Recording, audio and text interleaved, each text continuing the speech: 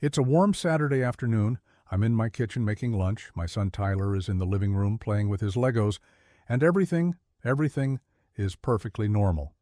We live in one of those neighborhoods with an HOA, which, if you don't know, stands for Homeowners Association. Basically, a group of neighbors who appoint themselves the kings and queens of your front yard. Now, our HOA had one particularly passionate member. Let's call her Karen, because honestly, that's just the name that fits. Karen had been on my case for months. It started with a letter about my mailbox being 2 inches too far from the curb. Then another letter about the color of my flower. Pots, apparently terracotta, wasn't on the approved palette. Then came a complaint about my wind chimes being, quote, an auditory nuisance to the community. I tried to be civil. I really did. I replied to each letter. I adjusted what I could. I smiled and waved when I saw her on the street. But Karen was not interested in civility. She was interested in control. And on this particular Saturday, she decided to take that control to a whole new level. I had left the side window of our living room cracked open, just a few inches, to let in the breeze. It's a window that sits about 3 feet off the ground, hidden behind a row of hedges on the side of the house. Not exactly a public-facing window, not exactly an invitation. Karen had apparently knocked on the front door. I didn't hear it. My music was on. Tyler had his little cartoon playing. So after 30 seconds of no answer, Karen made a decision that I still cannot fully wrap my head around. She walked around to the side of my house, found that cracked window, pushed it fully open, and started to climb inside. Now, why was she trying to get in? According to her later statement, and I promise you, I am not making this up, she wanted to inspect the interior because she suspected I had installed a non-approved ceiling fan in the living room. She had seen a ceiling fan through a photo I posted in our neighborhood Facebook group and became convinced it violated the HOA's interior aesthetic guidelines. Yes, interior guidelines. The woman believed the HOA had authority over the inside of my home, so there she was, one leg already through the window, pulling herself up over the sill, muttering something about community standards. Tyler heard a noise. He looked up from his Legos, and he saw a stranger, a full-grown adult he didn't fully recognize, halfway through his living room window.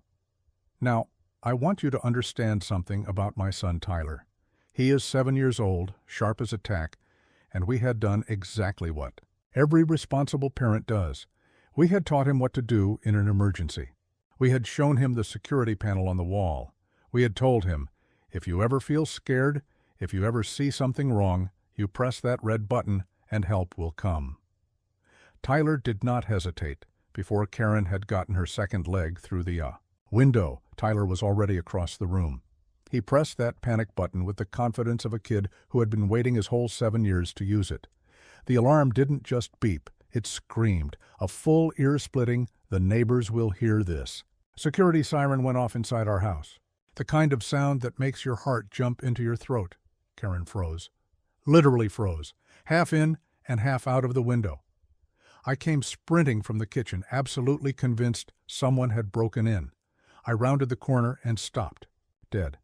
There was Karen in my window, looking like a deer in the headlights. Tyler was standing next to the alarm panel, arms crossed, staring at her with the calmest, most unbothered expression I have ever seen on a child's face.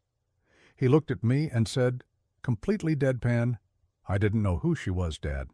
She was coming, in the window. I had no words. I genuinely had no words. When a panic alarm goes off, the monitoring company calls.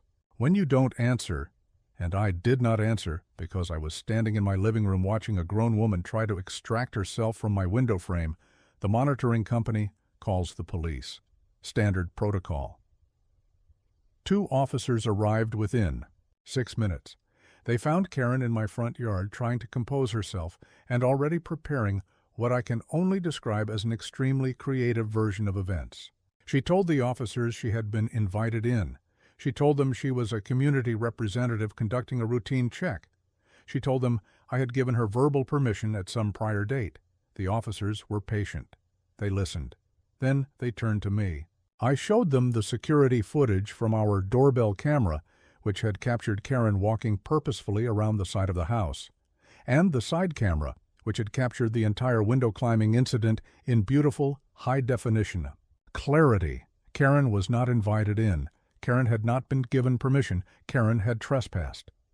The officers explained this to her in terms that left absolutely no room for interpretation. She was not arrested that day, but she was given a formal warning, and the incident was documented. I was advised to contact the HOA board directly and to consider filing a formal complaint, which I did, in writing with the footage attached, that same evening. The HOA board's response came 3 days later. Karen had been removed from her position effective immediately. Apparently, this was not her first incident of overzealous enforcement. It was simply the first one that had been caught on camera, triggered a police response, and gone completely sideways in the most public way possible. Here's what I want you to take away from this, because there really is something important. Buried underneath all the absurdity, first, know your rights. An HOA has authority over specific, agreed-upon community standards, usually things like exterior paint colors, lawn maintenance, and fence heights. They do not have the right to enter your home without permission. They do not have the right to climb through your windows. No matter how passionate someone is about community standards, passion does not equal authority. Second, teach your kids what to do in an emergency. I cannot overstate how proud I am of Tyler. He didn't panic, he didn't freeze, he assessed the situation, stranger, coming through window, not supposed to be there, and he acted.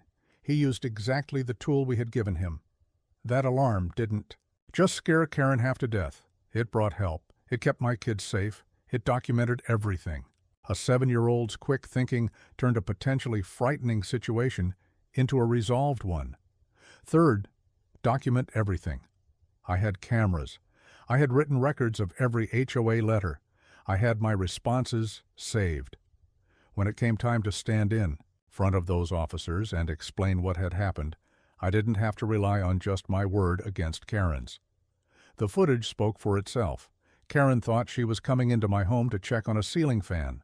What she actually walked into was the end of her HOA career, a police report, and a story that Tyler will probably tell at every family gathering for the next 30 years. And honestly, the ceiling fan is great. I love it.